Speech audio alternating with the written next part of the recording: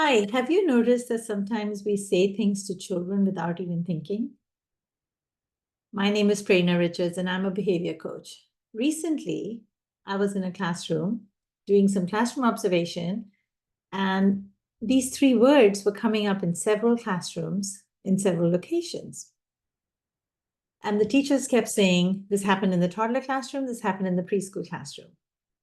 And very often, I would hear the teachers say across the room, no, thank you, no, thank you, walk away, no, thank you. And I started thinking, when did this new guidance discipline strategy come out? Why are we all using it? And it's so stupid. Like, it really is. I mean, just imagine a classroom. And I know you've heard this. Just imagine a classroom when teachers across the classroom, the kids are busy playing, and the teacher's yelling across, no, thank you, no, thank you, no, thank you. Who are you saying it to? Who is this for? And what are you no thanking them for? It is absolutely useless. We should stop saying these three words to kids. Stop saying no thank you. Finish your sentence. No thank you what? Walk over to the child, make an eye contact.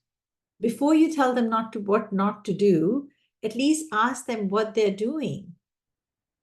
The blocks were dropped and you yelling across, no thank you, no thank you. The children are not even listening. They have completely tuned out the grown-ups. Are we surprised that the kids are so disengaged because constantly we're barking orders at them all day long? But they have no idea you're talking to me. They have no idea what you're referencing. It is so silly. Why are we doing this?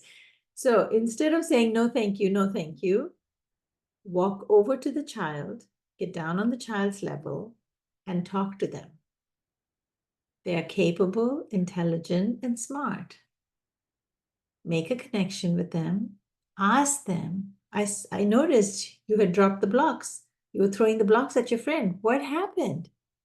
Chances are something happened. But before just jumping to no, thank you, stop throwing the blocks, just ask them, what happened? What's going on?